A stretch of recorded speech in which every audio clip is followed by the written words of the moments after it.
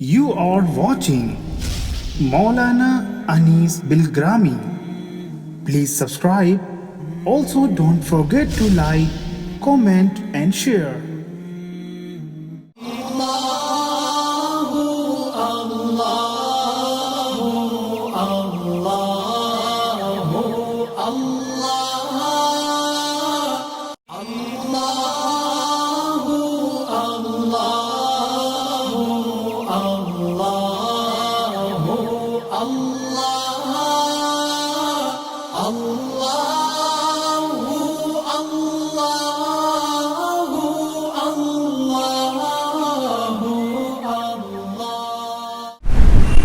بسم الله الرحمن الرحيم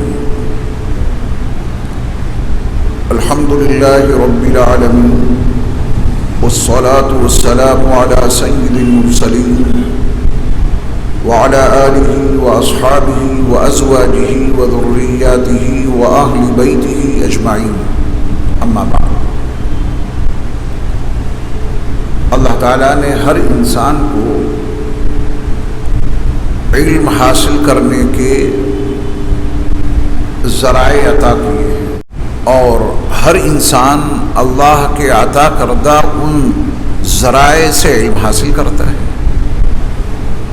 ان میں اللہ نے ظاہر میں ہر انسان کو 5 ذریعے دیے ہیں علم حاصل کرنے کے۔ ظاہر میں کتنے ذریعے دیے ہیں؟ 5 ذرائع ہر انسان کے پاس موجود ہیں جن کے توسط سے دنیا کا ہر انسان علم حاصل کرتا ہے، اسے معلومات حاصل ہوتی ہیں۔ ان 5 ظاہری ذرائع میں سے ایک ذریعہ یہ ہماری اور آپ کی آنکھیں ہیں۔ کتنی چیزوں کو ہم اور آپ ان آنکھوں سے دیکھتے ہیں اور دیکھنے کے نتیجے میں ہمیں اور آپ کو ایک علم حاصل ہو جاتا ہے۔ کسی چیز کو ہم نے اور آپ نے ان آنکھوں سے دیکھا، معلوم یہ ہو گیا کہ اس چیز کا رنگ سفید ہے، کالا ہے، پیلا ہے، نیلا ہے، یہ ایک علم ہے۔ آنکھوں سے دیکھا، سامنے دیوار ہے، پتھر ہے، راستہ صاف ہے، گڑھا ہے۔ ان آنکھوں کے ذریعہ ہم اور آپ نہ جانے کتنے علوم حاصل کرتے ہیں۔ ان 5 ذرائع میں سے ایک ذریعہ یہ ہمارے اور آپ کے کان ہیں، باتوں کو سنتے ہیں، علم حاصل ہوتا ہے۔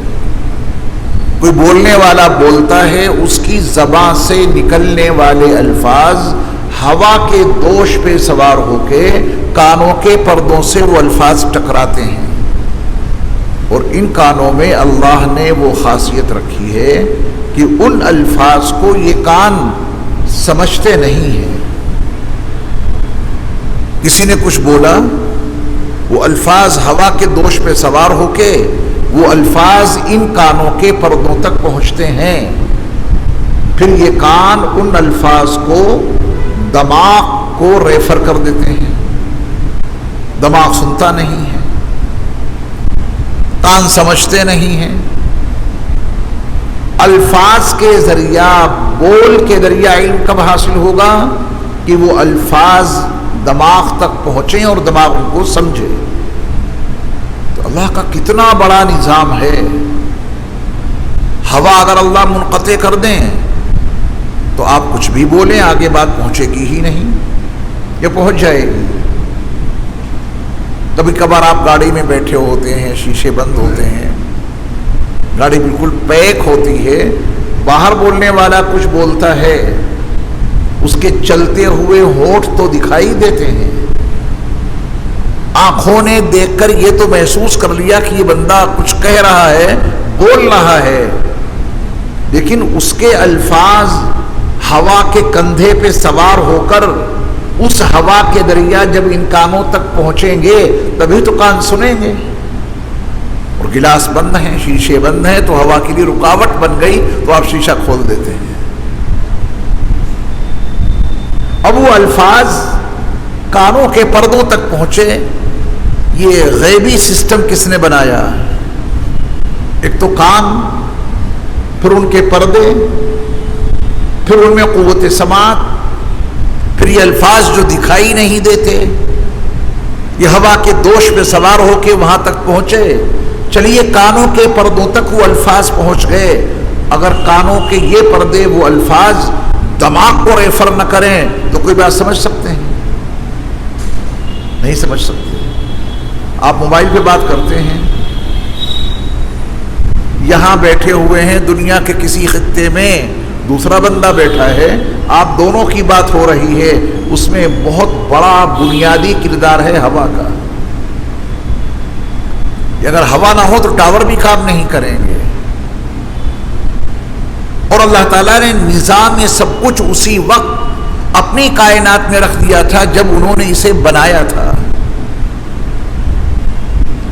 انسان کسی چیز کی کوئی تخلیق نہیں کر سکتا، اللہ کی عطا کردہ صلاحیتوں کے نتیجے میں وہ ترکیب کر سکتا ہے۔ اب اللہ کی عطا کردہ صلاحیتوں کے نتیجے میں جو انسان نے ترکیب اختیار کی، اس کا عالم آپ دیکھتے ہیں کہ میں یہاں ہلکی آواز سے اگر بولوں اور یہ مائک نہ ہو تو یہاں بیٹھے ہونے کے باوجود آپ کو میری بات سنائی نہیں دے گی۔ اور موبائل پہ بات کرتے ہیں 7 سمندر پار انگلینڈ میں، ایسے ہی جیسے یہاں لفظ نکلا اور آپ نے سن لیا، ایسے ہی موبائل پہ بات ہوتی ہے، ادھر لفظ نکلا فوراً اسی وقت وہ بندہ بات سنتا ہے۔ حد یہ ہے کہ جو سانس لیتے ہیں، گفتگو تو گفتگو رہی، بات چیت تو بات چیت رہی، جو سانس لیتے ہیں یہ بھی اسی وقت وہاں سنائی دیتی ہے اس کو۔ کبھی کبھار فون پہ بات ہوتی ہے، جس سے بات کرتے ہیں وہ کھانا کھا رہے ہوتے ہیں، اور کھانے کے ساتھ وہ بات کرتے ہیں تو بات کرنے والے کو یہ محسوس ہو جاتا ہے کہ یہ صاحب اس وقت کھانا کھا رہے ہیں، کیونکہ کھانے کی وجہ سے جو تلفظ میں معمولی سا فرق آتا ہے اسے آپ ہزاروں کلومیٹر دور بیٹھے ہوئے محسوس کر لیتے ہیں۔ یہ سب انسانوں کی کارستانی ہے یا ہمارے اور آپ کے رب کی قدرت کا ظہور ہے؟ ہمارے اللہ کی قدرت کا ظہور ہے۔ اب اس بات چیت کرنے میں اونچے اونچے پہاڑ، تیز و تند ہوائیں، سمندروں کی طوفانی موجیں اور لہریں یہ آپ کی آواز کو بکھیر نہیں پا رہی ہیں۔ یہ سب اللہ کا نظام ہے، اللہ کی قدرت ہے۔ ایمان والے کو ہر شے میں اللہ کی قدرت دکھائی دیتی ہے اور وہیں سے وہ اپنے اللہ کو پہچان لیتا ہے، وہیں سے اس کو اللہ کی معرفت حاصل ہو جاتی ہے۔ یہ کان ہمارے اور آپ کے لیے بہت اہم ذریعہ ہیں علم حاصل کرنے کے لیے۔ یہ ناک ہے، یہ صرف آکسیجن لینے کے لیے نہیں ہے، آکسیجن بھی اس سے ملتا ہے، ہم اور آپ لیتے بھی ہیں، لیکن اس کے اندر اللہ نے ایک اور قوت رکھی ہے اور وہ ہے قوت شامہ، سونگنے کی قوت۔ آکسیجن بھی لو اور سونگنے کی قوت بھی اللہ نے اس کے اندر رکھی ہے۔ اب وہ جو سونگنے کی قوت ہے جس سے بدبو یا خوشبو کا احساس ہوتا ہے، اس میں ان آنکھوں کا کوئی کردار نہیں۔ کانوں کے ذریعہ خوشبو یا بدبو محسوس نہیں کی جا سکتی، اللہ نے غدود رکھے ہیں، ان غدود میں یہ قوت رکھ دی، خوشبو بدبو کا احساس ہو جاتا ہے۔ اور یہ اللہ تعالیٰ کی کتنی بڑی نعمت ہے۔ اگر یہ نعمت چھن جائے تو سڑا ہوا کھانا کھا جائیں گے، پتہ نہیں چلے گا۔ پھر وہ سڑا ہوا کھانا جس میں تعفن ہے، غلاظت ہے، وہ اندر جا کے کتنی بیماریاں پیدا کرے گا۔ اور اللہ نے یہ ناک رکھی بھی وہاں پہ ایسی سیٹنگ کی ہے ہمارے اللہ نے کہ جب کوئی لقمہ منہ میں لاؤ گے تو یہاں لاتے ہی یہ ناک بتا دے گی کہ یہ لقمہ کھانے کے قابل ہے یا نہیں۔ اللہ اکبر، آپ سیٹنگ کے اوپر غور کیجئے۔ پھر جو یہ ہماری اور آپ کی زبان ہے، اس سے طرح طرح کے ہم اور آپ ذائقے حاصل کرتے ہیں، وہ بھی ایک علم ہے۔ اگر ذائقہ نہ ملے، کھا جاؤ، جو اس غذا کا فائدہ ہے وہ آپ کو ملے گا، اس میں جو بھی وٹامنس ہیں وہ آپ کے بدن کو نفع پہنچائیں گی۔ لیکن اللہ تعالیٰ نے ہر چیز میں ذائقہ رکھا ہے. یہ بندہ اس ذائقے کے بہانے اسے کھاتا رہتا ہے اور بدن کی جو ہماری ضروریات ہیں وہ پوری ہوتی رہتی ہیں. کتنے لوگ ہیں جو سیب یہ سمجھ کر کھاتے ہیں کہ اس میں آئرن ہے اور ہمارے بدن کو آئرن کی ضرورت ہے لہذا میں سیب کھاؤں گا. کتنے ایسے علم والے بہت کم لوگ ہیں. سیب اچھا لگتا ہے, یہ اللہ کا نظام دیکھیے. سیب اچھا لگتا ہے, اس میں خوشبو بھی بڑی اچھی ہے, ذائقہ بھی بہت اچھا ہے. آدمی ذائقے کے بہانے کھاتا ہے سیب اور اس کے بدن کی جو آئرن کی ضرورت ہے وہ پوری ہو جاتی ہے. کتنے لوگوں کو یہ معلوم ہے کہ سنترے میں وٹامن سی ہمارے لیے موجود ہے. یہ تو آج کل میڈیکل سائنس کی اصطلاحات میں ان تمام چیزوں کو سمجھا دیا گیا. پہلے لوگوں کو تو نہیں معلوم تھا, اور آج بھی گاؤں دیہات کے بے شمار لوگ, شہروں میں بھی ایسے لوگ ملیں گے جن کو نہیں پتا کہ اس کے اندر کون سی وٹامنس ہیں. سنترا دیکھنے میں بڑا اچھا لگتا ہے, اس کی خوشبو بڑی اچھی لگتی ہے اور کھاتے ہیں تو دل باغ باغ ہو جاتا ہے. سنترا کھانے میں اچھا لگتا ہے لہذا کھا رہے ہیں. ان کی قدرت کہ کھایا ذائقے کے لیے اور بدن کی ضروریات پوری کر دی. اللہ تعالیٰ نے اس زبان میں قوت ذائقہ تو رکھی ہے, قوت گویائی بھی رکھی ہے, قوت ذائقہ بھی ہے. اس سے ہمیں اور آپ کو علم حاصل ہوتا ہے. اور وہ ذائقے کی قوت اوپر نہیں ہے کہ صاحب زبان پہ کوئی چیز آپ رکھیں اور رکھتے ہی آپ کو اس کا ذائقہ مل جائے. قوت ذائقہ زبان کے اندرونی حصے میں ہے, جو ذائقے کو محسوس کرتی ہے وہ قوت. آپ کوئی چیز اپنی زبان کے اوپر رکھ لیں, ابھی اس کا ذائقہ نہیں ملے گا. ذائقہ کب ملے گا؟ جب منہ میں موجود لعاب کے ساتھ وہ چیز رل مل جائے. پھر وہ لعاب زبان کے اوپر اتنے سوراخ بنائے ہمارے رب نے, وہ لعاب ان سوراخوں سے جب اندر والے پٹھے پر پہنچتا ہے تب ذائقہ ملتا ہے. یہ ہمارے اللہ کا نظام ہے اور اس کے پیچھے بڑی مصلحتیں ہیں. اگر اتنا ذائقہ لینا اللہ اس زبان کو نہ عطا کرتا تو انسان کسی چیز کو چباتا ہی نہیں, ایسے رکھتا اور کھا جاتا. ذائقے کے لیے آپ اس کی پسائی دانتوں سے کر دیتے ہیں. معدے کا آدھے سے زیادہ کام ذائقے کے چکر میں منہ میں ہو جاتا ہے. اللہ کی قدرت, اللہ کا نظام. تبھی میں نے عرض کیا کہ مومن کو ہر چیز میں اپنے اللہ کی قدرت نظر آتی ہے اور اسی قدرت کو دیکھ کے اس کو اللہ کی معرفت حاصل ہو جاتی ہے. یہ 4 ذرائع سن لیے ابھی تک آپ نے. علم حاصل کرنے کا ایک ذریعہ آنکھیں, علم حاصل کرنے کا دوسرا ذریعہ کان, علم حاصل کرنے کا تیسرا ذریعہ ناک کی قوت شامہ, علم حاصل کرنے کا چوتھا ذریعہ زبان کی قوت ذائقہ, 5واں ذریعہ پورے بدن میں اللہ تعالیٰ نے قوت لمس رکھی ہے, احساس کی قوت. کتنی چیزیں ہیں جو آپ ان آنکھوں سے اس کا علم حاصل نہیں کر سکتے, ان کانوں سے اس کا علم حاصل نہیں کر سکتے, ناک سے اس کا علم حاصل نہیں کر سکتے, زبان سے اس کا علم حاصل نہیں کر سکتے. ایک قوت لمس جو پورے بدن میں اللہ نے پھیلائی ہے, اس سے آپ کو علم حاصل ہوگا. اب آپ نے کسی چیز کو دیکھنا ہے, ہاتھ پیر کی چکنی ہے یا کھردری, وہ چیز گرم ہے یا ٹھنڈی, یہ آنکھیں بتائیں گی, یہ قوت لمس آپ کو بتائے گی. کہیں بھی آپ ہاتھ رکھیں وہ چیز ٹھنڈی ہے یا گرم ہے, چکنی ہے یا کھردری ہے, پورے بدن میں اللہ تعالیٰ نے اس قوت لمس کو بکھیر دیا ہے اور اس کے ذریعہ سے ہمیں اور آپ کو علم حاصل ہو جاتا ہے. یہ جو ہمارے اور آپ کے پاس علم حاصل کرنے کے ذرائع ہیں, ان سے بہت کچھ علم حاصل ہوتا ہے لیکن سارا نہیں.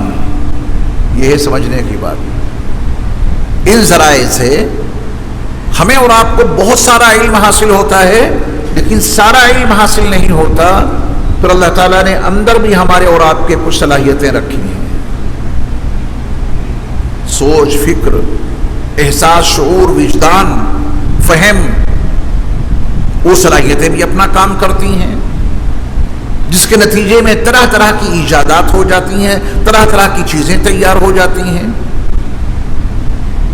ہر آدمی کی سوچ فکر الگ الگ ہے۔ بڑے لوگوں نے جو کچھ سوچا وہ ہم اور آپ نہیں سوچ سکتے۔ جس نے ایپل موبائل ایجاد کیا ہے اس کی سوچ، اس کی فکر، اس کے وجدان، اس کے شعور کا کیا عالم ہوگا۔ ہم اور آپ اس کی بنائی ہوئی چیز استعمال تو کر رہے ہیں، لیکن اندر کا سسٹم کیا ہے وہ تو ہر آدمی نہیں جانتا۔ اس کی بنیادیں کیا ہیں، اس کا سائنٹیفک تجزیہ تو ہم اور آپ نہیں کر سکتے، بس خرید کے استعمال کر سکتے ہیں۔ یہ ظاہری ذرائع ہوں یا باطنی، یہ سب محدود ہیں، کام کرتے ہیں، ان سے علم حاصل ہوتا ہے، لیکن ہماری اور آپ کی زندگی میں ان تمام ذرائع کے باوجود ایک اسٹیج ایسا آتا ہے جہاں ہمارا کوئی علم، جہاں ہماری کوئی فکر کام نہیں کر سکتی، بالکل کام نہیں کر سکتی۔ وہاں ہمیں اور آپ کو ایک نبی، ایک رسول کی ضرورت پیش آتی ہے۔ عرش والا چاہتا کیا ہے ہم سے؟ عرش والا ہمارے کن کاموں سے راضی ہوگا؟ عرش والا ہمارے کن کاموں سے ناراض ہو جائے گا؟ عرش والے نے ہمیں بولنے کے لیے کیا طریقہ سلیقہ، احکام، آداب، حلال اور حرام، یہ ساری باتیں بتائی ہیں۔ اللہ کے فیصلوں کو، اللہ کی باتوں کو، اللہ کی مرضی کو، اللہ کی نامرضی کو نہ ان آنکھوں سے دیکھا جا سکتا ہے، نہ ان کانوں سے سنا جا سکتا ہے ڈائریکٹ۔ ہمارے اور آپ کے پاس جتنے ظاہری اور باطنی ذرائع ہیں علم حاصل کرنے کے، ان میں سے کسی بھی ذریعے کی رسائی وہاں تک نہیں ہے۔ پھر ہمیں اور آپ کو اپنے خالق اور اپنے مالک، اپنے رزاق اور اپنے اللہ کی باتوں کو جاننے اور سمجھنے کے لیے اپنے ان ذرائع سے اوپر اٹھ کر اس اسٹیج پہ جہاں ہمارا کوئی ذریعہ کام نہیں کرتا، اس رسول کا دامن تھامنا پڑے گا، جس رسول کو ہمارا اللہ سب کچھ بتاتا ہے۔ ہماری اور آپ کی کامیابی اور کامرانی کے لیے سارا پیغام وہ اپنے رسول کو دیتا ہے۔ بس یہ وہ اسٹیج ہے جہاں دنیا کے ہر انسان کو ایک رسول کی ضرورت پیش آتی ہے۔ وہ اپنے علم سے، اپنی آنکھوں سے اور اپنے کانوں سے اور اپنے احساسات سے اور اپنے شعور سے اور اپنے ادراک سے اور اپنے وجدان سے قیامت کی صبح تک یہ نہیں جان سکتا کہ اس کا اللہ اس سے چاہتا کیا ہے۔ یہ کون بتائیں گے؟ اس کے رسول۔ اب آسان لفظوں میں آپ یہ سمجھیے کہ جہاں تمام انسانی علوم کا خاتمہ ہو جاتا ہے، وہاں سے ایک رسول کے علم کی ابتدا ہوتی ہے۔ جہاں تمام انسانی علوم ختم ہو جاتے ہیں تو اس کے آگے انسان کا علم کام ہی نہیں کرتا، وہاں سے رسول کے علم کی ابتدا ہوتی ہے۔ اس اسٹیج پہ ہمیں اور آپ کو رسول کی ضرورت تو محسوس ہو گئی، لیکن صرف ضرورت ہی نہیں، ان کی عظمت و رفعت بھی پتہ چل گئی۔ کئی چیزیں ہماری اور آپ کی زندگی میں ضروری ہوتی ہیں، بطور ضرورت کے ہم اور آپ ان کو استعمال کرتے ہیں، ان کی کوئی عظمت، ان کا کوئی احترام دل میں پیدا نہیں ہوتا۔ ضرورت کی چیز ہے، اسے استعمال کر لیا۔ کسی سے کوئی کام وابستہ ہے، وہ کام کرا لیا، قصہ تمام۔ آپ اس کا ادب کریں یا نہ کریں وہ آپ کی مرضی۔ کسی وکیل کو آپ نے اپنے کسی مقدمے کے لیے اور کسی کیس کے لیے ہائر کیا، اسے آپ پیسے دیتے ہیں، وہ آپ کا کام کر دیتا ہے، قصہ تمام۔